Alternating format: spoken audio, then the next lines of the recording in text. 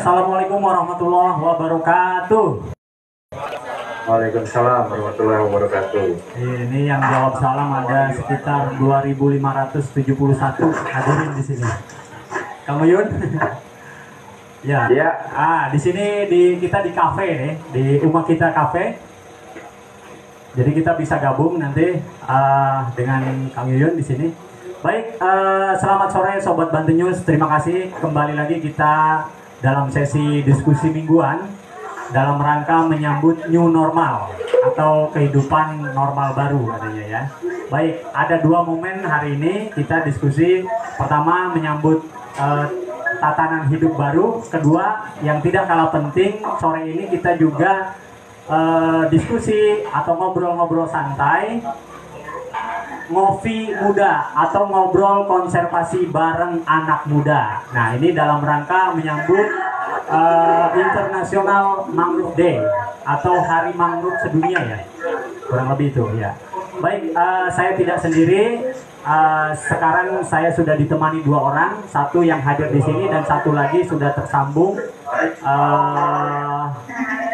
di Samarinda sana, Kang Yuyun Kurniawan. Nah, baik, Kang Yuyun ini sudah tersambung dengan kita via Zoom. Nanti kita akan ngobrol lebih banyak, teman-teman.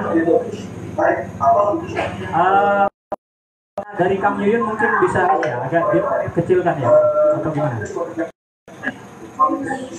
Halo Kang Yuyun. Halo, selamat sore. Assalamualaikum warahmatullahi wabarakatuh, teman-teman semua. Ya, selamat sore. Cukup jelas suaranya? Suaranya cukup jelas, Kang Yuyun. Ya. Baik, teman-teman, ada dua pembicara kita sore ini. Pertama, saya akan bacakan ini Kang Yuyun Kurniawan yang sudah tersambung dengan kita. Kang Yuyun Kurniawan ini, beliau adalah Regional Director of Asia Country Representative Planet Organs Indonesia. Selamat sore Kang Yuyun. Saya panggilnya Selamat Kang sore, aja ya. Kang Wahyu. Ya walaupun di Samarinda kelihatannya ini dari Jawa Barat ini Kang Yuyun.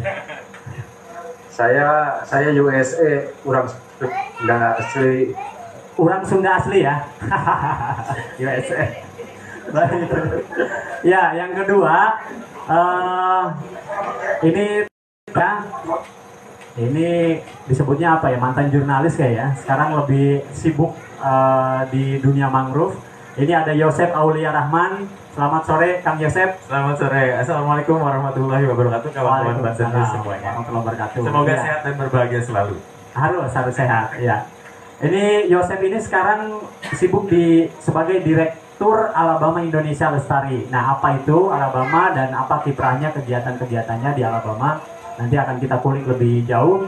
Sebelum itu teman-teman, sekedar prolog, mungkin mangrove ini kehadirannya kadang-kadang ya seringkali terlupakan oleh kita ya. Padahal posisi strategis mangrove sudah banyak dibicarakan, terutama dalam kajian-kajian ilmiah terutama. Nah di Banten konteksnya Kang Yuyun, kita itu punya kurang lebih 1.570 km garis pantai di kita, di Banten ini.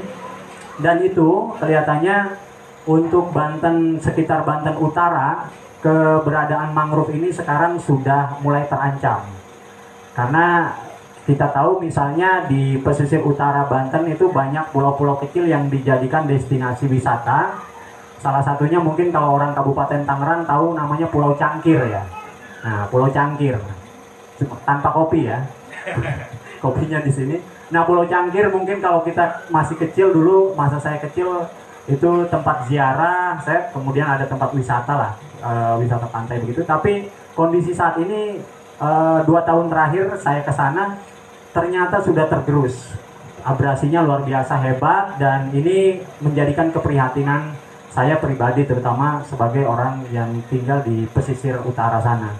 Nah mungkin kondisi-kondisi semacam ini juga terjadi di garis pantai lainnya, terutama di pulau-pulau yang memang kita tidak terlalu terpantau dan tidak terlalu banyak dikunjungi mungkin di kita. Nah ini seperti apa pentingnya mangrove dalam kehidupan kita? dan seberapa penting pelestarian mangrove ini, sehingga apa yang kita khawatirkan dari mulai problem yang sudah sering kita temui misalnya abrasi dan lain-lain ini bisa ditanggulangi. Di samping itu juga seberapa penting mangrove menjadi apa ya, penahan dari gerusan air laut, sehingga ini kita bisa lestarikan pulau-pulau terutama yang ada di pesisir pantai kita. Nah, mungkin saya langsung ke Kang Yuyun sebagai Regional Director of Asia Country Representative Planet Urgent. Melihat ini seperti apa Kang Yuyun, pentingnya mangrove ini? Silakan Kang Yuyun. Ya, terima kasih banyak Kang Wahyu. Mudah-mudahan suara saya jelas ya, kedengaran. Ya, sangat jelas Kang Yuyun. Assalamualaikum warahmatullahi wabarakatuh. Teman-teman semua, selamat sore. Salam dari Samarinda di Kalimantan Timur. Jadi memang kita sangat prihatin sekali dengan kondisi ekosistem mangrove. Karena mangrove ini sangat luar biasa sebetulnya manfaatnya dan kemudian fungsinya bagi manusia, terutama terkait dengan isu yang sekarang ini berkembang berkenaan dengan pemanasan global, di mana mangrove ekosistem itu berperan sangat penting dalam mempengaruhi, menahan laju pemanasan global. Indonesia sendiri ini merupakan salah satu negara pemain kunci dalam konteks ekosistem mangrove, di mana hampir lebih dari 3 juta hektar mangrove itu ada di Indonesia. Karena mangrove pada dasarnya itu ada di lintasan garis khatulistiwa di ekuator. Jadi Indonesia berada di pada posisi yang strategis ini, maka kemudian kita memiliki luasan mangrove yang luar biasa. 23% dari ekosistem mangrove dunia itu ada di Indonesia. Di mana kemudian dalam konteks perubahan iklim, ekosistem mangrove ini menyimpan 1/3 cadangan karbon yang ada di bumi. Jadi ini sangat luar biasa sekali ekosistem mangrove dalam mengendalikan laju perubahan iklim di dunia. Sekitar 3 miliar ton karbon itu tersimpan di dalam ekosistem mangrove saat ini. Nah, dalam konteks bagaimana peran ekosistem mangrove terhadap kehidupan manusia ini sangat luar biasa, di mana mangrove itu merupakan salah satu habitat yang sangat penting, terutama bagi satwa perairan di laut maupun di daerah muara, di mana itu menjadi ekosistem di ikan-ikan berkembang. Lalu kemudian juga dalam konteks perubahan iklim dia mampu menahan ancaman daripada abrasi maupun gelombang kenaikan air laut yang tentunya akan memberikan ancaman yang serius terhadap manusia yang tinggal di daerah daratan dan juga makhluk hidup lainnya. Seperti tadi disampaikan oleh Kang Wahyu, di mana kemudian daerah-daerah yang memiliki mangrove belakangan ini sudah banyak terdeforestasi menjadi wilayah-wilayah untuk pembangunan ekonomi, salah satunya adalah untuk wisata. Padahal dengan keberadaannya mangrove, keselamatan hidup manusia itu menjadi lebih terlindungi. Salah satu contohnya ketika terjadi tsunami di Sulawesi Tengah, daerah-daerah yang memiliki mangrove itu relatif terhindar dari dampak tsunami yang demikian besar, termasuk juga ketika terjadi tsunami di Aceh. Yang saat ini berada pada berdekatan dengan Asia dan Australia yang rentan terhadap pergeseran lempeng, lalu kemudian juga berhadapan dengan Krakatau yang mempunyai sejarah letusan cukup dahsyat, maka ekosistem mangrove ini sangat penting, terutama bagi Provinsi Banten dan Jawa bagian Barat, Jawa bagian Barat. Sehingga kemudian kita sekarang masih punya waktu untuk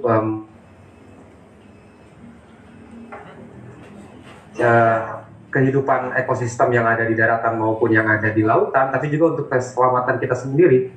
Kira-kira seperti itu sementara Mas Wahyu. Tadi Kang Yuyun menyebut ada 3 juta hektar di kita ya. Nah, kondisinya saat ini seperti apa Kang? Yang 3 juta hektar ini? Berdasarkan catatan KLHK 2015 itu lebih kurang 50% kondisi ekosistem mangrove di Indonesia itu masih dalam kondisi yang cukup baik, terjaga. Tapi 50% lainnya itu sudah dalam kondisi yang terdegradasi cukup hebat. Nah, ini tantangan kita adalah bagaimana kita melakukan restorasi pemulihan terhadap ekosistem tersebut. Nah, wilayah yang terdegradasi cukup besar itu terutama terjadi di Jawa karena kepadatan penduduk, lalu kemudian laju pertumbuhan ekonomi, pembangunan, dan yang lain-lain yang berpusat di Jawa selama ini. Gitu. Iya. Dari 50% tadi yang terdegradasi tadi, kira-kira recovery-nya berapa lama sih? Kalau untuk itu? Sebetulnya secara ekologi mangrove itu relatif lebih cepat terrecovery jika tidak terjadi tekanan-tekanan yang berkelanjutan. Jadi kalau misalkan dibiarkan ekosistem mangrove dalam waktu mungkin kurang dari 10 tahun, dia akan relatif terrecovery dengan sendirinya. Tetapi kemudian jika terjadi tekanan yang terus berlangsung, ini akan sulit untuk melakukan recovery. Tapi saat ini itu melakukan recovery itu cukup tinggi juga terkait dengan perubahan iklim, di mana kemudian terjadi perubahan tinggi muka air laut, lalu kemudian juga arus laut, dan ini juga yang menjadi tantangan secara natural dari pemulihan ekosistem mangrove. Ya, tadi kira-kira demikian. Ya, Kang Yuyun tadi juga menyebut apa terutama di Pulau Jawa ya yang terdegradasi lebih banyak ini. Faktor-faktor apa Kang Yuyun yang kemudian menyebabkan ini jadi ancaman serius untuk ekosistem mangrove? Lebih pada apa? Apakah industrialisasi dan apa? Itu adalah kegiatan pembangunan di wilayah pesisir. Kalau di Jawa itu cukup masif ya. Misalkan Jawa bagian barat tadi disampaikan oleh Kang Wahyu bagaimana laju industri pariwisata dengan pembangunan resort, lalu kemudian tempat-tempat wisata di sepanjang garis pantai itu menjadi kontributor yang cukup besar terhadap kehilangan ekosistem mangrove di Pulau Jawa. Selain itu juga adalah pembangunan aquaculture seperti misalkan budidaya tambak, udang, atau misalkan bandeng. Ini juga menjadi kontributor yang cukup besar terhadap kehilangan ekosistem mangrove. Oh, itu menyumbang ya, Kang Yuyun ya, dari faktor itu ya? Budidaya udang dan itu ya? Ya, betul. Budidaya udang yang terjadi dalam beberapa dekade terakhir, seperti misalkan di pesisir Sumatera, Lampung misalkan, lalu kemudian juga di pesisir Jawa bagian tengah, terus Semarang misalkan, Jawa Pantura, pantai utara Jawa itu banyak sekali pembangunan budidaya udang dan juga bandeng. Lalu kemudian di Kalimantan seperti misalkan di Delta Mahakam maupun di daerah Tarakan itu cukup besar sekali pengaruh ekosistem mangrove di Indonesia. Ya, ada pertanyaan lagi sebenarnya yang ditarik, terutama soal pengaruh mangrove tadi dalam mengantisipasi tsunami tadi ya. Tapi nanti ditahan dulu Kang Yuyun, saya mau ke teman saya ini, kelihatannya sudah tidak sabar untuk ngomong. Kang Yosep, nah Kang Yosep di teman-teman di Alabama Indonesia ini apa yang dilakukan? Berkaitan dengan mangrove ya Kang. Sebetulnya yang kita lakukan di Yayasan Alabama Indonesia Lestari sendiri untuk tahun ini bukan hanya bergerak di bidang mangrove saja sebetulnya. Oke. Kita bergerak juga sebetulnya di Badak Jawa gitu. Nah, hanya saja memang kita sedang mengkorelasikan antara kegiatan yang berkaitan dengan mangrove gitu untuk pemulihan habitat Badak Jawa di Taman Nasional Ujung Kulon. Nah, maksudnya gini kan Wahyu. Ada beberapa isu yang memang sekarang terjadi di Taman Nasional Ujung Kulon. Salah satunya adalah intervensi masyarakat dalam kawasan. Nah, salah satunya itu terjadi oleh masyarakat nelayan yang mereka beraktivitas di kawasan Taman Nasional Ujung Kulon. Kekhawatiran kita adalah semakin banyak manusia yang masuk ke dalam kawasan itu akan mengganggu apa namanya ekosistem badak Jawa secara masif gitu. Apalagi itu terjadi kan tidak hanya momen per momen gitu, tapi hampir setiap hari ada intervensi masyarakat yang masuk ke situ. Nah, yang kita lihat adalah banyak sekali masyarakat nelayan ini bukan hanya saja masyarakat yang tinggal di daerah sekitar sekitar kawasan Taman Nasional Ujung Kulon gitu Kang Wahyu. Tapi juga ada masyarakat dari Panimbang, kemudian Labuan, bahkan ada dari Lampung gitu yang mereka mengambil udang terutama itu di dalam di perairan sekitar kawasan Taman Nasional Ujung Kulon. Nah, kemudian dari dasar itulah akhirnya Alabama berpikir bahwa apa yang terjadi di daerah yang mungkin karena Labuan Panimbang juga sebetulnya punya potensi perikanan yang baik gitu, Kang Wahyu, terutama untuk udang. Nah, cuma yang kita lihat adalah ada masalah degradasi lahan mangrove yang sekarang mungkin sudah beralih fungsi jadi tambak, kemudian jadi ada sebagian jadi resort, kemudian kena abrasi air laut dan lain sebagainya. Nah, kita berharap ada perubahan ketika kita membangun gitu loh, membuat menghutankan kembali ya, memberikan memperbaiki habitat mangrove di kawasan sekitar kayak Panimbang, kemudian sekitar Pagelaran, terus kemudian Sukaresmi. Nah, dari situ kita berharap ketika mangrove ini tumbuh, kemudian itu memberikan impact terhadap biota-biota laut yang ada di situ, terutama yang bernilai ekonomis gitu kan, Pak. Nah, itulah makanya kita membuat program adalah dengan merehabilitasi lahan mangrove untuk memperkuat habitat badak Jawa. Nah, itu yang kita sedang lakukan sekarang. Tapi di antara program-program itu kita juga ada beberapa komponen kegiatan lain yang kita harap itu menunjang untuk kegiatan-kegiatan yang sifatnya bisa juga memperkuat habitat badak Jawa. Nah, yang kita lakukan sekarang adalah di luar reforestasi, kita melakukan awareness raising dengan mendorong pemerintah Kabupaten Pandeglang memberlakukan pendidikan lingkungan hidup gitu, terutama untuk pendidikan mangrove dan badak Jawa. Nah, terus kemudian kita juga melakukan kegiatan pemberdayaan masyarakat yang harapannya adalah memberikan alternatif usaha gitu terhadap terutama masyarakat nelayan untuk mengurangi kegiatan-kegiatan mereka yang bersinggungan langsung dengan kawasan Taman Nasional Ujung Kulon. Itu kemudian. Ya, ini menarik. Jadi tidak hanya soal ikan ya, jadi badak juga jadi salah satu hewan yang akhirnya terlindungi di situ ya.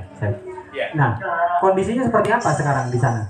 Ya, kalau kita melihat gini Kang Wahyu, di beberapa lokasi di kawasan Taman Nasional Ujung Kulon ada beberapa spot pancing nelayan yang memang dekat sekali dengan kawasan yang menjadi domain dari badak Jawa, misalnya untuk di daerah di Cibandawo, terus kemudian di daerah sekitar Tanjung Alang-Alang gitu. Nah, itu banyak masyarakat nelayan yang beraktivitas di situ, terutama ketika mereka selesai melakukan pemancingan. Nah, ada aktivitas kayak misalnya kalau di masyarakat nelayan namanya pamuncangan ya. Jadi mereka menyandarkan perahunya di sekitaran daratan utama di Semenanjung, terus kemudian mereka beraktivitas di dalam hutan tersebut gitu. Ya mungkin yang hanya beristirahat, atau mungkin beberapa dari mereka juga ada yang melakukan kegiatan-kegiatan lain ya, kayak misalnya ya pernah ada kasus mengambil burung dan lain sebagainya. Nah, aktivitas-aktivitas itu yang yang kita rasa itu ada potensi gangguan gitu, memberikan potensi gangguan terhadap kawasan konservasi tersebut gitu, sehingga ya penting sekali bagi kita untuk merehabilitasi lahan-lahan mangrove yang ada di sekitar jauh di luar kawasan, sehingga masyarakat yang memang seperti masyarakat Labuan kemudian Panimbang itu tidak harus jauh-jauh mengambil kayak misalnya udang ikan ke wilayah Semenanjung gitu. Kondisi kalau di sana terutama di Panimbang itu tambak-tambak seperti apa di sana? Nah, untuk wilayah di sekitar Panimbang, terus kemudian Sukaresmi, Pagelaran, pertumbuhan tambak itu memang cukup besar ya. Tapi kita juga tidak bisa bilang bahwa hutan mangrove rusak oleh tambak gitu sekarang. Karena apa? Karena memang ada beberapa kondisi yang memang hutan itu sudah dihancurkan sebelum tambak. Ada juga memang kehadiran tambak menghancurkan lahan mangrove gitu. Nah, tapi memang pertumbuhan tambak terus kemudian gitu, terutama untuk kegiatan-kegiatan yang kayak misalnya reklamasi ya di wilayah kayak di Citerep gitu atau di Mekarsari, Padimba, itu kan cukup masif juga Pak Wahyu gitu. Nah terus kemudian untuk apa namanya kita juga melihat ada kerusakan mangrove yang memang disebabkan oleh riset ya, dalam artian ada beberapa riset di sana yang kita lihat mereka menggunakan lahan mangrove misalnya kayak yang di sekitar muara itu untuk kegiatan dermaga gitu. Ya. Saya kembali ke Kang Yuyun. Tadi disebut soal ini Kang Yuyun apa fungsi mangrove tadi untuk menahan apa tsunami. Seberapa signifikan Kang Yuyun? Kang Yuyun? Ya, ya, halo Kang, Ya, ya. kedengeran nggak suara saya? Kedengaran Kang Yuyun. Ya, silakan. Iya, ada beberapa artikel yang menarik sebetulnya terkait dengan bagaimana mangrove mampu untuk menahan daripada laju dampak daripada tsunami. Jadi kalau misalkan kita pada wilayah yang memiliki mangrove, maka gelombang pasaran daripada tsunami itu akan menyentuh dulu daerah mangrove yang menjadi buffer daripada daratan, sehingga kemudian dapat menurunkan tinggi gelombang yang mencapai kepada daratan. Nah ini yang sudah terbukti dari 2 kasus tsunami yang terjadi di Indonesia yang cukup besar, yaitu 2004 di Aceh, lalu kemudian tahun lalu kurang lebih itu di Sulawesi Tengah. Sehingga kemudian ini sudah merupakan bukti nyata yang tidak perlu diragukan. Nah, dengan adanya pengalaman seperti ini, orang baru tersadarkan bagaimana kemudian fungsi mangrove itu sangat penting untuk melindungi kehidupan mereka di wilayah daratan. Ya. Demikian, ya. Mas Wahyu. Melihat peran teman-teman NGO yang selama ini konsen dengan pelestarian mangrove ini seperti apa, Kang Yuyun? Mengingat ini kan kelihatan sekarang sudah ada gerakan dari kalangan anak-anak muda. Saya nggak mengatakan Kang Yuyun agak senior ya. Jadi kelihatannya fungsi teman-teman anak muda ini, terutama seperti Yosef dan kawan-kawan yang di Pandeglang di Alabama Lestari ini, seperti apa kira-kira? Melihat peran strategis dari teman-teman yang mau intens melestarikan mangrove ini, Kang Yuyun. Sekarang alhamdulillah ya perhatian masyarakat terhadap ekosistem mangrove lumayan lebih baik gitu ya, karena ada banyak juga kejadian-kejadian yang memberikan pengaruh terhadap pola pikir publik terhadap ekosistem mangrove. Misalkan tadi seperti disebutkan kejadian-kejadian tsunami di mana kemudian mangrove itu sangat berperan dalam menyelamatkan wilayah daratan dan kehidupan yang ada di sana. Lalu kemudian juga ya Indonesia sekarang ini menjadi salah satu negara yang cukup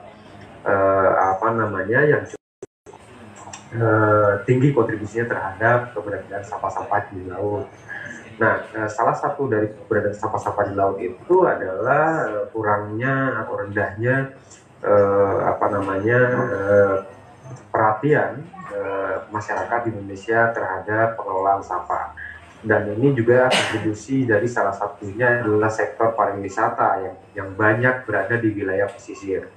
Nah, sehingga kemudian dalam konteks mengendalikan itu masyarakat mulai tergerak bagaimana kemudian mangrove itu perlu dijaga dan diperbesar ekosistemnya. Selain itu juga kejadian-kejadian abrasi yang ada di sepanjang pantai belakangan ini, tidak hanya di Jawa, banyak daerah sekarang ini yang mengalami abrasi, kehilangan wilayah daratan yang cukup besar.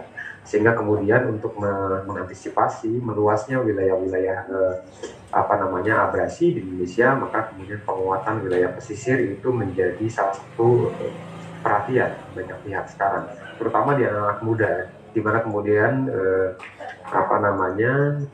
pengetahuan lalu kemudian kesadaran untuk memulai hidup lebih ramah lingkungan itu menjadi lebih tinggi sekarang di generasi anak muda sekarang. Iya. Oke.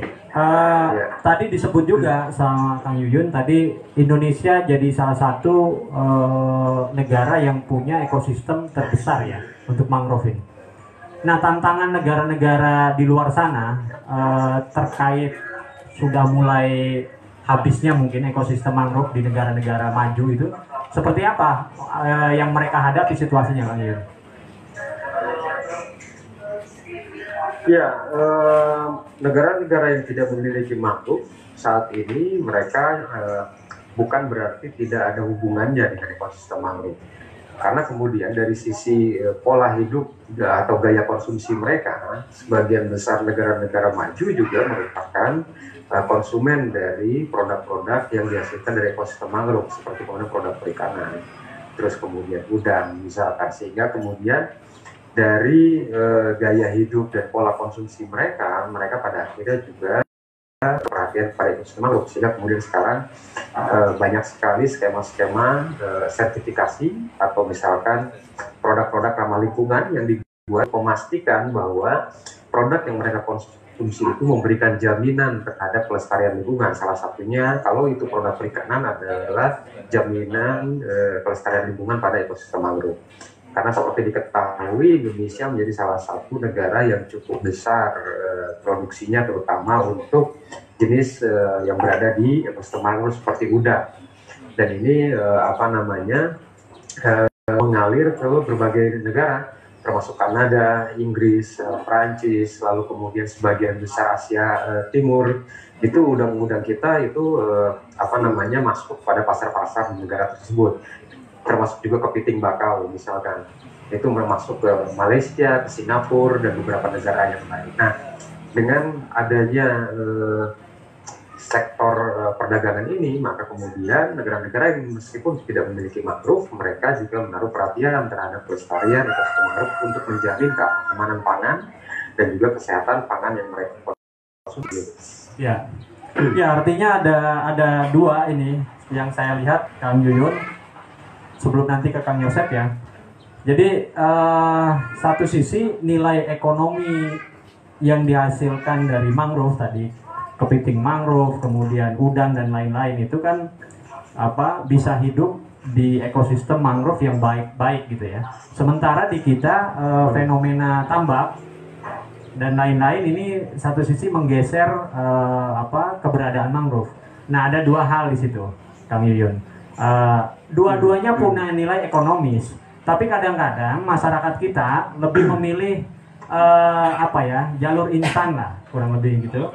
Ya, jadi daripada melestarikannya, lebih baik dia buka luas-luas tambak dan lain-lain. Nah, ini dilema menurut saya. Gimana tanggapan Kang Yuyun soal itu? Ya, sebetulnya kalau kita paham dengan yang namanya konservasi itu sedikit berbeda dengan yang dinamakan dengan preservasi ya.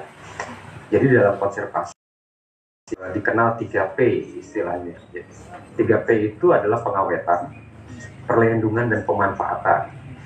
Jadi dalam konteks konservasi itu tidak diharapkan untuk melakukan pemanfaatan atas sumber daya alam yang ada di sana.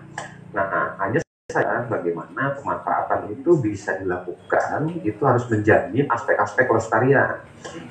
Artinya adalah bagaimana menyeimbangkan antara pemanfaatan untuk kepentingan ekonomi agar aspek sosial dan lingkungan itu juga bisa diperhatikan. Karena kalau misalkan tambak, walaupun kemudian mereka bagus di tahap awal ketika tidak ada mangrove bersih gitu, tapi dia akan menurun daya dukungnya untuk menghasilkan produk yang maksimal, sehingga dalam kurun waktu 5 atau 10 tahun tambak-tambak yang tidak punya mangrove itu akan menurun produksinya dan pada akhirnya akan mati karena input produksinya akan semakin tinggi.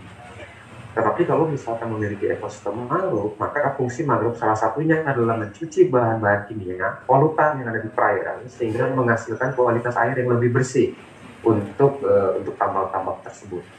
Nah, oleh karena itu kemudian perlu ada perubahan praktek budidaya dalam pengelolaan tambak, misalkan udang windu atau misalkan bandeng, bagaimana kemudian dia bisa menyeimbangkan antara aspek ekonomi memproduksi udang, memproduksi bandeng misalkan, dengan tetap menjaga kelestarian mangrove di sana. Salah satunya dengan melakukan penanaman mangrove.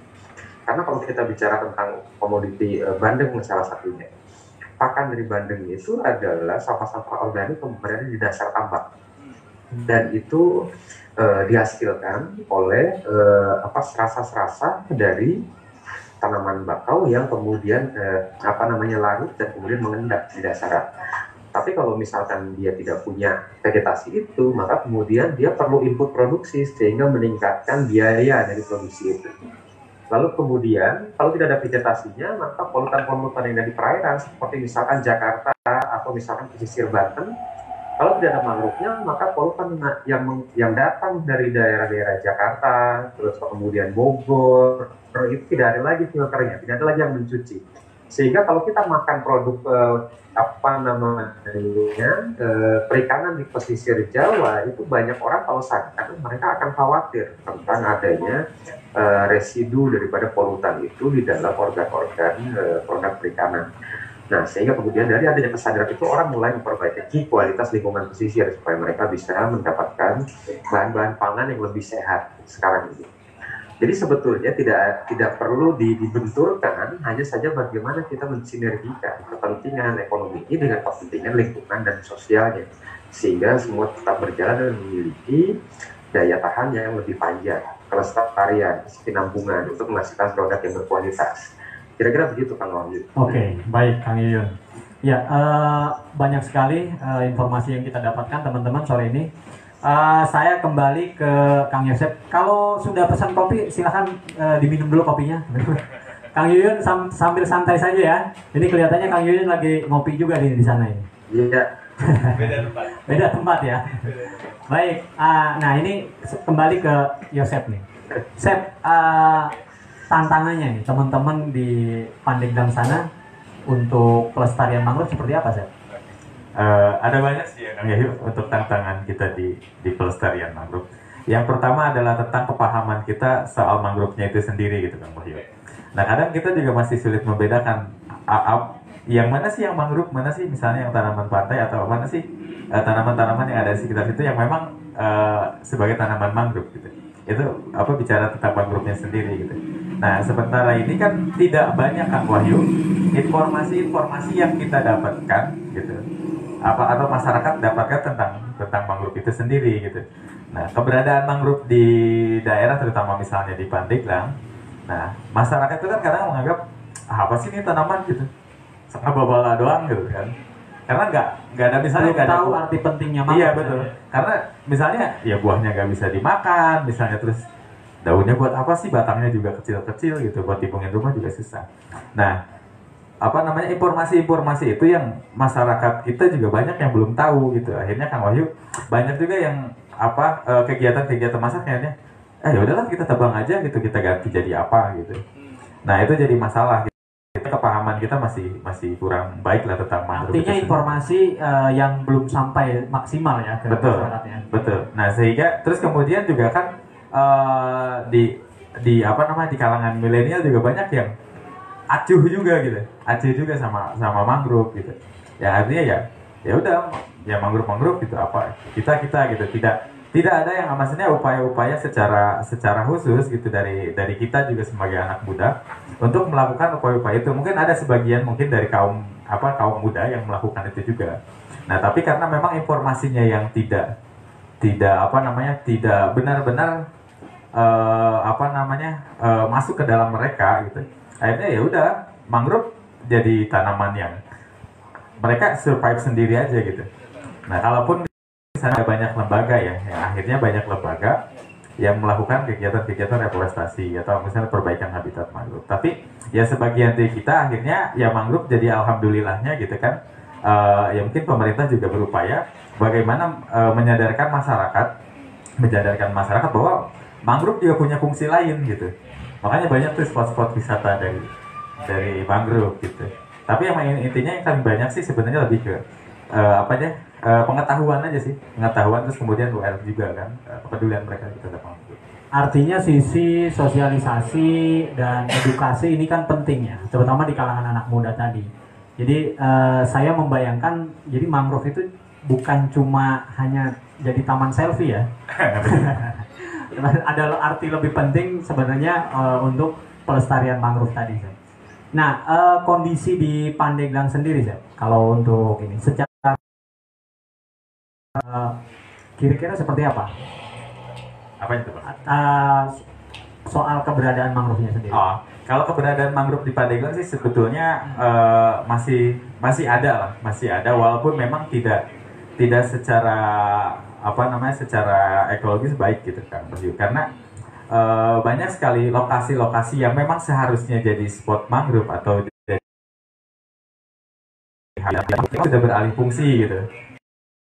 Kami jelaskan bahwa banyak juga lahan-lahan mangrove itu yang sudah berubah jadi resort, kemudian jadi mungkin ada rumah makan, ada juga misalnya jadi tambak atau jadi dermaga sandar gitu.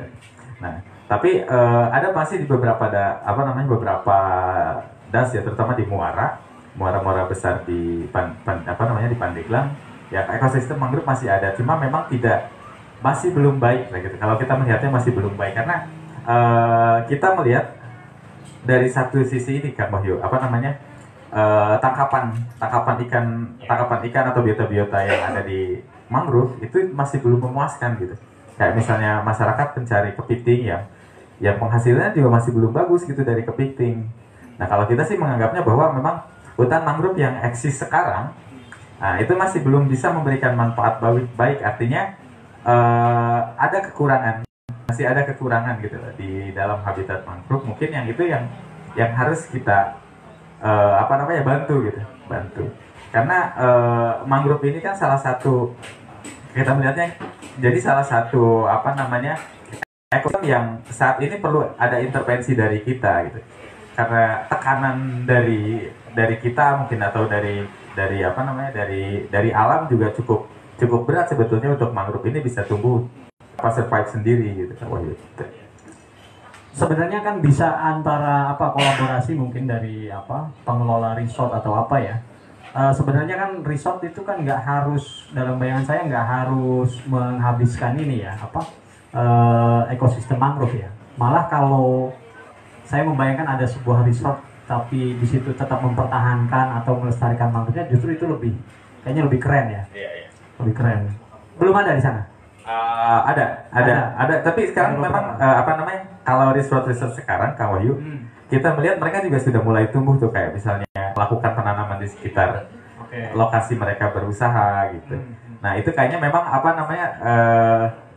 mungkin karena pemikiran mereka sudah berubah kali ya. Kalau dulu mungkin menganggap mangrove sebagai ya ruyuk gitu aja gitu Kang Wahyu.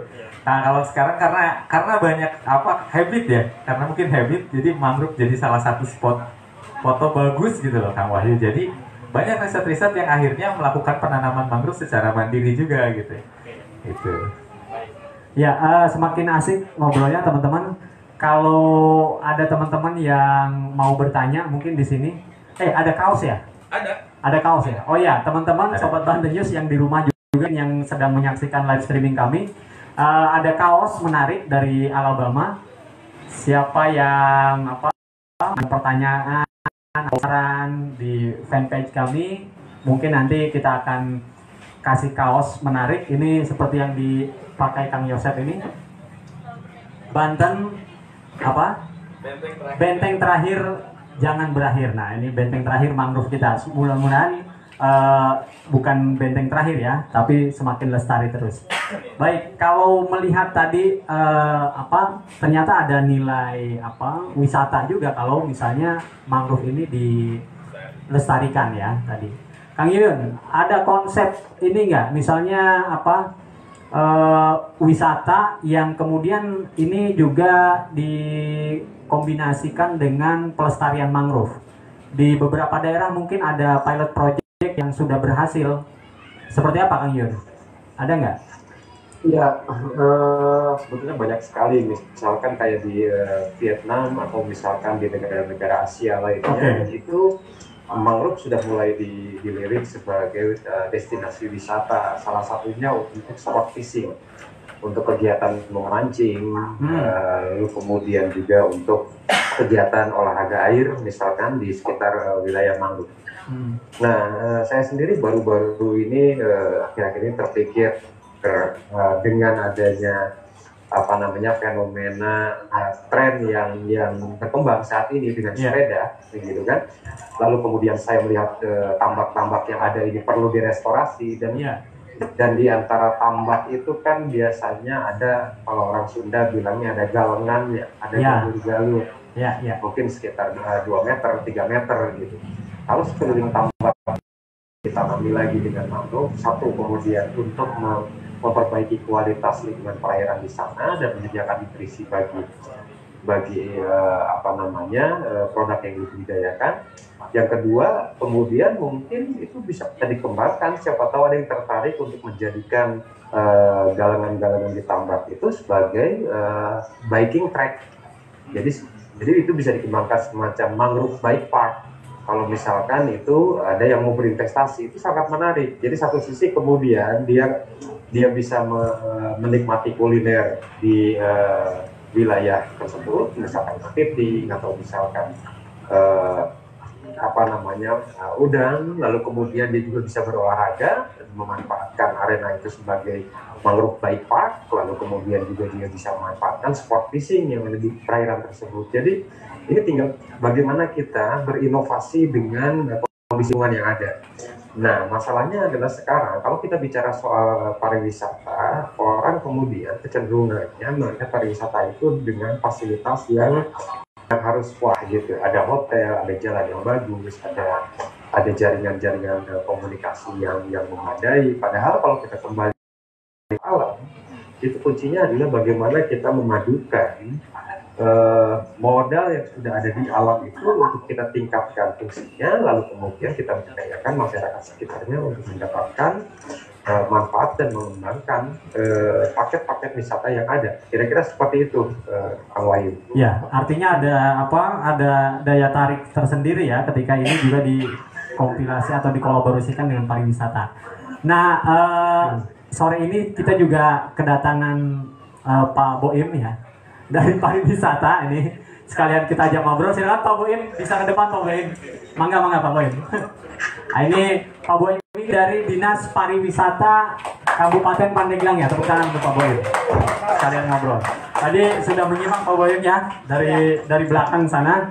Nah, sekalian saja kita tarik ke sini. Ya, Pak Boim, tadi sudah digambarkan tadi ternyata mangrove ini selain punya nilai pelestarian dan kemudian perlindungan ekosistem dan lain-lain, ada nilai wisata juga yang bisa dikolaborasi. Nah, dari Dinas Pariwisata Pandeglang seperti apa kira-kira Pak Boy? Waduh, sebetulnya saya ada hadir di sini itu tidak mewakili institusi ya. Oh ya, itu aja. Tapi topik ini menarik. Memang isu lingkungan ini selalu seksi untuk dibahas ya.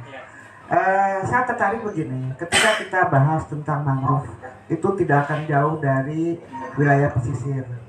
Nah, untuk pengelolaan pesisir itu kita secara regulasi memang sudah diamanatkan oleh berbagai undang-undang yang ada ya. Saya ambil contoh misalnya untuk pengelolaan daratan itu ada Undang-Undang Nomor 26 Tahun 2014 itu terkait tentang tata ruang wilayah ya. Kemudian untuk wilayah pesisir dan pulau-pulau kecil itu di Undang-Undang 27 itu diatur jelas itu. Jadi ada pemerintah daerah wajib membuat zonasi konservasi. Karena begini, ketika regulasi ini tidak dipatuhi oleh pemerintah, maka yang menimbulkan dampak kerusakan terbesar itu sebetulnya kalau pandangan saya tidak dilakukan oleh masyarakat lokal, tapi oleh penguasa yang punya aturan, penguasa yang bisa membolak-balikan aturan. Nah, regulasi yang ada ini sudah kita belum pasti ya penerapannya di wilayah Pandeglang dan sekitarnya. yang saya dapat informasi juga untuk wilayah Provinsi Banten itu belum selesai juga raperda rencana zonasinya, malah menimbulkan kontroversial kan dari berbagai kalangan. Sebetulnya itu dasar kita mengambil kebijakan sebetulnya dari perda itu. Nah, yang menariknya Pandeglang juga dari 304 km ya kalau nggak salah panjang pantai, rencana zonasinya juga belum selesai.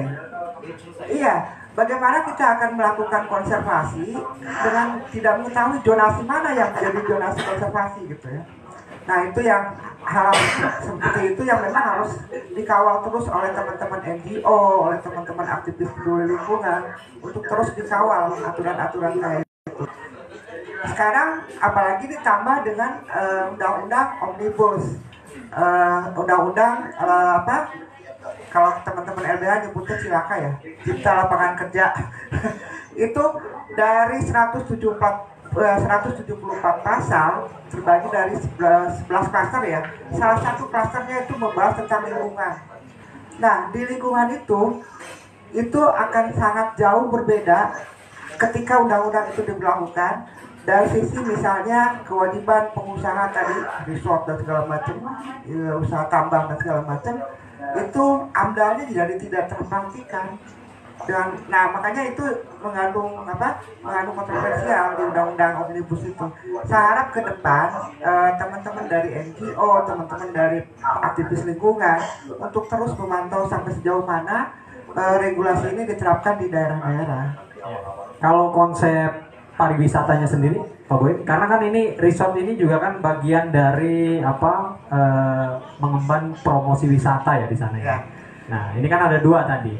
Kalau untuk skala daya tarik wisata alam, saya kira tidak akan terlalu masif ya kerusakannya ya.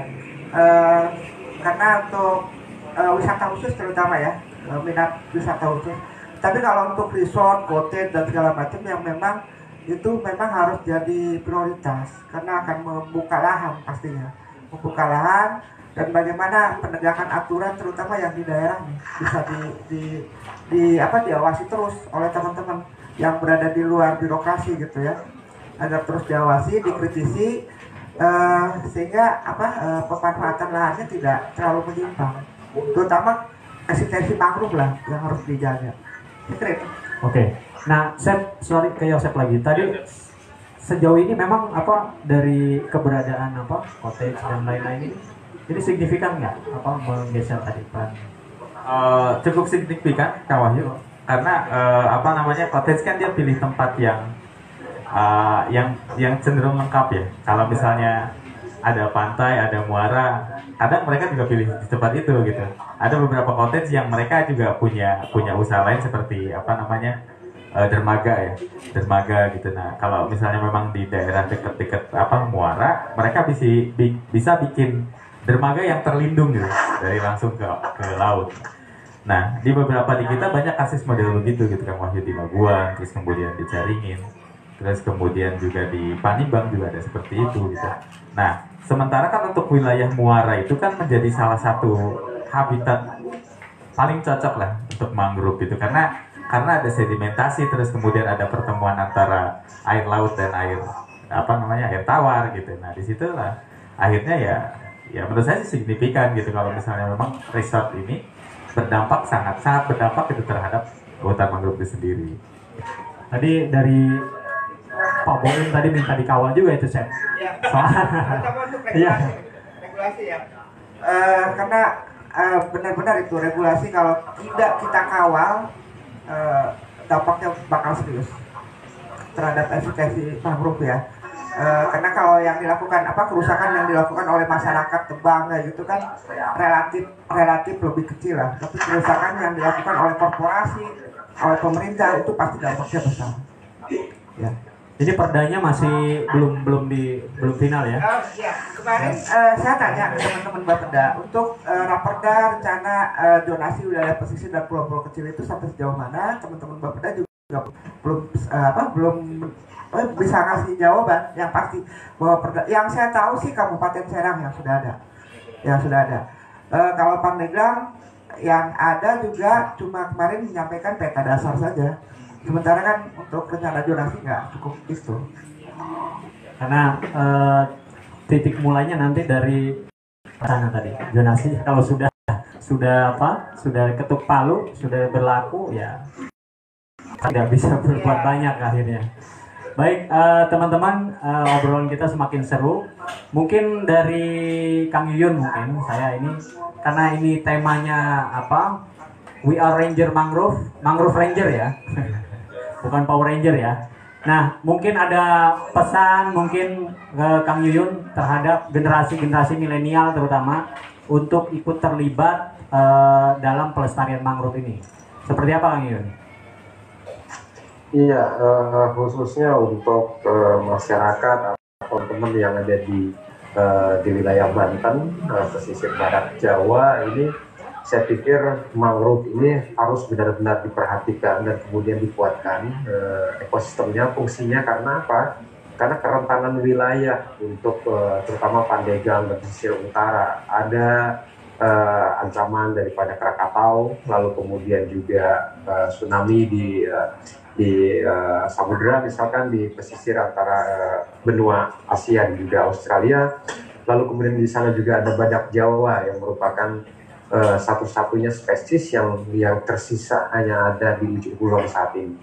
Jadi kalau misalkan mangrove tidak ada dan bencana alam kemudian terjadi, maka satu-satunya spesies yang ada di dunia dan hanya ada di ujung kulon itu akan terancam untuk punah. Dan kemudian juga untuk masyarakatnya juga saya pikir kalau misalkan mangrove ini bisa dikuatkan, mungkin tekanan terhadap kawasan ujung kulon akan berkurang karena masyarakat punya sumber-sumber kehidupan yang lebih banyak di luar dari wilayah kawasan ujung kulon, terutama untuk sumber daya perikanan. Nah, ini yang saya harapkan masyarakat di Banten, lalu kemudian generasi muda. Sekarang mari kita untuk sama-sama menguatkan lagi wilayah pesisir dan ekosistem mangrove yang ada di Pandeglang pesisir tersebut. Terima kasih, Kang Wahyu. Baik, terima kasih Kang Yuyun. Mungkin dari Yosep ada closing statement, Yosep? Bukan closing statement ya, apa ya? Ya harapannya mungkin dengan teman-teman, terutama ini kan generasi muda yang ada di Pandeglang ya, karena di sana ini tugasnya luar biasa berat karena di sana tidak hanya dalam fungsi pelestarian mangrove-nya, tapi ada satu spesies badak Jawa yang hanya ada di kita. Sekarang ada berapa? Itu kategori merah ya, yang sudah langka ya? Red list ya? Ya, spesies yang sudah sangat langka. Nah, ini teman-teman di Alabama mungkin dari Pandeglang seperti apa kira-kira harapannya? Kalau harapan kami sih dari Yayasan Alabama sendiri sebetulnya kita sih pengen mengajak ya anak-anak muda di Banten terutama muda di Pandeglang untuk bersama-sama kita melakukan upaya-upaya penyadaran. Nah, karena mungkin tidak semua orang bisa melakukan penanaman mangrove kan, gitu. Tapi, nah artinya kita sebagai anak muda mungkin bisa memberikan sumbangsi sedikit pemikiran untuk membantu upaya-upaya pemberitahuan informasi yang positif terkait mangrove, gitu Kang Wahyu.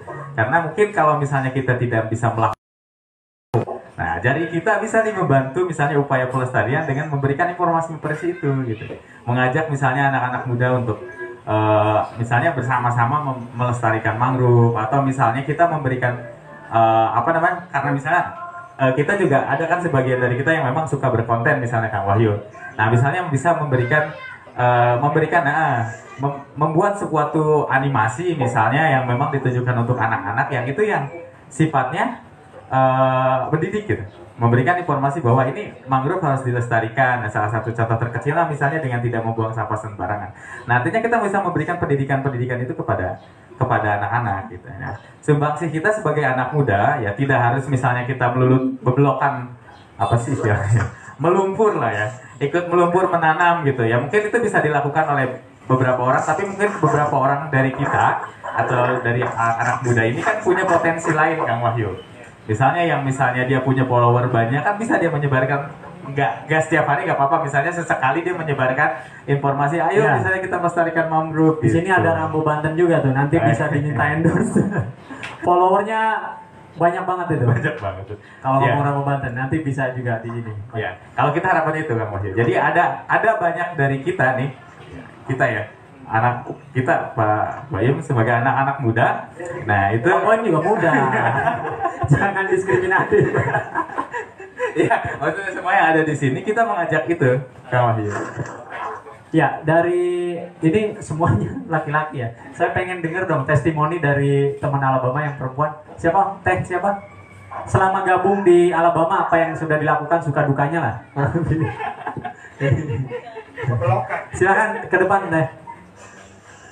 Itu yang belakang sama. Itu cowok apa cewek? Kang Gigi. Baik, ya. Nama kemudian Oke, baik, izin memperkenalkan diri. Nama saya Jabur Istiwa, biasa dipanggil Monga.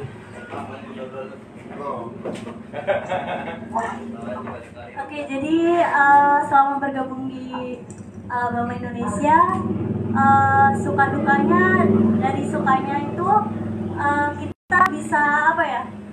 Bisa ikut berkontribusi langsung untuk ikut serta dalam melestarikan mangrove di wilayah pesisir Pandeglang begitu. ini kan anak muda biasanya saya males beblokan tadi ya sebutnya. Ada yang males Ada yang nah ini Mbak kenapa nggak males beblokan, nggak takut kuteknya luntur? Ketika menanam langsung itu ada kesan tersendiri gitu loh. Jadi ada rasa apa ya, seru gitu kan. Iya. Dan itu nggak didapatkan di mall ya? Iya. Baik teman-teman, Sobat Banten News dan teman-teman yang sudah hadir di Uma Kita Cafe. Pak Boim terima kasih jauh-jauh dari Pandeglang. Kita juga sama dari Pandeglang ya ini ya? Ya dari Pandeglang, terima kasih teman-teman Sobat Banten News. Yang komentar ataupun nanti yang japri di inboxnya Facebook di Banten News, mungkin nanti akan ada bingkisan tadi kaos yang seperti Yosef pakai. Ini rencananya saya juga pakai itu, ternyata salah ambil baju warnanya sama biru. Mudah-mudahan ya. Oh ya, Awang silakan. Iya, silakan Awang. Oh ya, boleh. Oh, silakan Kang Awang.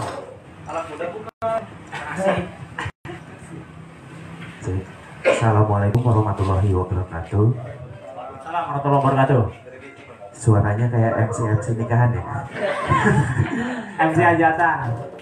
Jadi gini, perkenalkan nama saya, biasanya dipanggil Awang. Kebetulan anak muda biasa di Indonesia. Kan standarnya anak muda di bawah 40 tahun ya. Berarti masih muda. Ada pertanyaan sama saran sih. Cuma satu, gampang banget. Cara gabung ke Alabama nih bagaimana? Karena maaf tadi saya telat di jalan, ada urusan dulu gitu kan. Sebagai anak muda yang mungkin bukan circle-nya AAA sama teteh di Alabama nih, pengen gabung bagaimana? Nah terus saran saya itu yang pertama, ini emang kalau misalnya di kayak yang saya tahu secara masyarakat awam ya, saya main ke tempat mangrove atau apa namanya itu, suka ada jembatan dikasih warna-warni kayak gitu-gitu gitu. Jembatan pelangi ya, mangrove ya. Itu itu saya yang ngelihatnya sendiri mungkin nggak semua harus instagramable gitu loh, maksudnya kayak aneh gitu bagi saya ya gitu loh, maksudnya kan apa namanya, kalau jembatan biasa pun juga kayaknya bagus-bagus aja gitu, nggak usah dicat gitu, paling itu aja sih biar nggak ngerusak warna, karena saya juga suka moto dan video gitu, jadi malah aneh bagi saya gitu. Itu doang pertanyaan sama masukan lah, saran atau gitu ya. Oke. Gimana? Sekilo berapa gitu ya? Ya paling itu aja, sekian, terima kasih. Assalamualaikum warahmatullahi wabarakatuh. Waalaikumsalam warahmatullahi wabarakatuh. Nah ini mungkin langsung ke Yosef ya, mau gabung ke Alabama, gimana caranya? Wang, kaosnya ukuran apa Wang? Plastik S ya? S. Enggak ada. Banner aja dijahit. Banner 3 meter. Baik, silakan. Oke. Terima kasih Kawang betul. Oke. Awang ini fotografer katanya. Oh, fotografer. Fotografer nikahan. Tadi kita dipoto. Iya. Oke, Kawang boleh 2 cetak. Oke, terima kasih pertanyaannya. Sebetulnya kalau kita sendiri sebetulnya Kang Wahyu, apa namanya, untuk di Alabama membuka luas untuk semua orang, mau anak muda, mau anak tua, mau anak-anak juga, untuk bergabung di Alabama. Nah, memang Alabama sendiri memberikan ruang kepada masyarakat untuk bersama-sama kita berkontribusi dalam bidang pelestarian, Kang Wahyu. Nah, bisa saja misalnya kan Alabama punya beberapa kegiatan apa namanya awareness raising ya, kegiatan-kegiatan penyadaran. Nah, itu bisa dilakukan oleh teman-teman Kang Wahyu. Misalnya gini, kita punya misi bagaimana caranya menyebarluaskan informasi-informasi tentang pelestarian mangrove, terus kemudian badak Jawa terhadap anak-anak nih Kang Wahyu, anak TK, anak SD gitu. Nah, teman-teman bisa berpartisipasi, misalnya kita membentuk satu kelompok bermain di masyarakat dan kita memberikan apa namanya edukasi secara intens gitu. Karena misalnya sekarang kan posisinya sekolah lagi tutup nih Kang Wahyu, tapi kan tempat bermain mah enggak. Iya kan? Nah, itu bisa kita melakukan awareness itu tanpa misalnya apa namanya, ya protokol COVID tetap kita berlakukan gitu. Nah, Alabama punya tools gitu, punya apa namanya sarana untuk kita melakukan itu gitu. Sekarang kita sedang apa namanya menyusun satu kurikulum Kang Wahyu dengan bahan ajarnya. Nah, itu untuk materi mangrove dan badak Jawa. Gitu. Jadi itu bisa dimanfaatkan oleh teman-teman yang misalnya karena misalnya melihat anak-anak yang sekarang sekolahnya daring ya. Daring. Oh, bukan darling. Darling. Ya, dari yang sekolahnya daring dan ya sebetulnya banyak juga sebetulnya anak-anak yang benar-benar gak sekolah gitu. Akhirnya, nah itu bisa kita bantu gitu, minimal misalnya ketika mereka sedang bermain, kita kumpulkan, kita kasih edukasi yang positif gitu loh. Gitu. Jadi Alabama siap untuk edukasi semacam itu. Nah, ya, Pola-pola siap, artinya grouping kita gitu memberikan ruang kepada masyarakat untuk bergabung dengan kegiatan Alabama. Tapi mungkin kalau secara keorganisasian karena ya tadi ya Kang Wahyu ya, namanya organisasi kan kita apa namanya pos-posnya gitu. Tapi kalau untuk memang bergabung secara kegiatan, Alabama sangat terbuka sekali. Kegiatan pendidikannya, mau itu kegiatan pemberdayaannya, mau itu kegiatan apa namanya pelestariannya, kita sangat terbuka.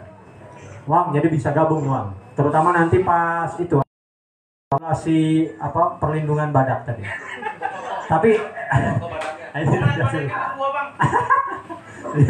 sebelahan jadi. Baik teman-teman, ada lagi mungkin? Ya, silakan. Bisa ke depan Kang. Jadi, sebutkan nama. Cek. Bismillahirrahmanirrahim. Assalamualaikum warahmatullahi wabarakatuh. Tadi saya sempat mendengar ya dari Kang Wahyu, kenapa setiap episode dan tempat dermaga itu kenapa nggak ditanami mangrove ya? Menurut saya kalau misalkan setiap episode dan dermaga itu tanaman mangrove atau di sekitarnya itu kan kelihatan cakep juga ya. Dan tadi kata Kang Yosef ada beberapa dong ya Kang ya, ada beberapa. Dan waktu itu tahun yang lalu saya pernah ikut penanaman mangrove. Dan menurut saya, mungkin yang saya lihat penanaman mangrove itu semudah membalikan telapak tangan ya. Kayak ngegali pasir, tanam udah beres kayak gitu. Ditinggal. Dan saya berpikir alangkah indahnya kalau misalkan di sekitar pantai itu, di sekeliling pantai, itu ditanam mangrove dari ujung sampai ujung gitu. Kelihatannya kece gitu kan. Ya. Full gitu. Dan pertanyaan saya, kesulitan dalam pelestarian mangrove dan penanaman mangrove itu sendiri ya. Dan yang kedua mungkin menyikapi pelestarian mangrove dan penanaman mangrove, apa saja sih yang bisa mahasiswa lakukan atau bantu gitu. Oke.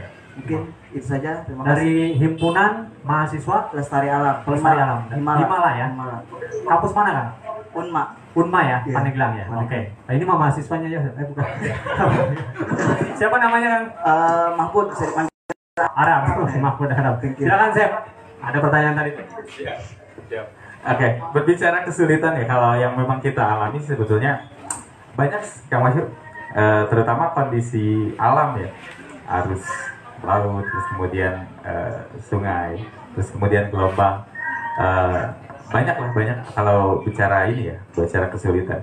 Nah, tapi memang yang paling banyak sebetulnya gini Kang Wahyu, saat kita melakukan penanaman atau kegiatan di mangrove, yang paling sulit itu adalah kita mengajak partisipasi masyarakat. Nah, terutama bukan di penanamannya justru Kang Wahyu, di monitoringnya. Nah, jadi kan yang saya bilang, mangrove itu kan tidak seperti matan ya, yang kita buang selesai gitu, artinya kita tanam selesai. Ah, harus ada upaya-upaya kayak semacam perawatan gitu Kang Wahyu, kontrol gitu sampai si mangrove itu bisa tumbuh sendiri. Itu kalau kita nih, kita kan ya paling misalnya ke tempat penanaman bisa berapa kali sehari sih, atau misalnya berapa minggu sekali sih gitu. Nah, tapi kan yang paling dekat dengan wilayah penanaman itu kan masyarakat. Nah, itu yang sulit itu, iya, mengajak partisipasi masyarakat untuk sama-sama gitu, sama-sama membantu upaya pelestarian mangrove itu. Karena kan kalau kita misalnya, saya tinggal di Jibut kan Wahyu, jarak dari rumah saya ke pantai paling dekat itu sekitar 7-8 kilo. Gitu. Artinya kalaupun misalnya ada tsunami, ya saya masih jauh gitu. Kalaupun misalnya ada rob masih jauh. Tapi kan teman-teman atau masyarakat di sekitar misalnya Labuan, Panimbang, terus kemudian ada sebagian di Sukaresmi, Ciwidey, sebagian Sumur gitu. Nah itu kan sangat dekat sekali gitu dengan potensi-potensi itu. Nah artinya mangrove ini harusnya jadi sebagian kebutuhan gitu, Kang Wahyu, kebutuhan bagi masyarakat, sehingga ya kita berharap pelestarian ya untuk misalnya maintenance-nya gitu kan, perawatannya itu bisa dilakukan oleh masyarakat gitu. Ini tantangannya memang melibatkan peran aktif masyarakat ya di sana ya. Baik. Ada lagi teman-teman yang memberikan pertanyaan atau saran? Cukup? Baik, saya kira banyak sekali informasi yang menurut saya baru saya dapatkan terkait pentingnya pelestarian mangrove sore ini. Mungkin kegiatan ini tidak hanya sebatas kita diskusi-diskusi saja di sini, tapi nanti ke depan lebih pada praktek ya, praktek di lapangan, bagaimana menerapkan pelestarian tadi, melibatkan peran aktif masyarakat, kemudian mengedukasi masyarakat juga di sana. Baik, saya selaku host, pembawa acara, MC. Baik, Kang Yuyun, terima kasih banyak waktunya sore ini. Sudah banyak informasi berguna yang saya pikir hari ini sudah bisa diterima teman-teman di Banten. Walaupun Kang Yuyun saat ini di Samarinda ya. Sehat selalu Kang Yuyun. Betul, Kang Wahyu. Sehat selalu. Mudah-mudahan semakin sukses kegiatannya di sana. Dan saya ucapkan terima kasih juga ke Kang Yosep dari Alabama. Sama-sama Kang Wahyu.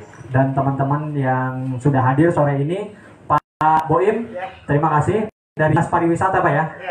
Ini nggak kelihatan orang dinas soalnya. Kayak anak gunung dia. Baik, terima kasih teman-teman. Mohon maaf atas segala kekurangan. Berjumpa lagi pada diskusi sesi selanjutnya pada minggu depan. Wabillahi taufik wal hidayah. Wassalamualaikum warahmatullahi wabarakatuh.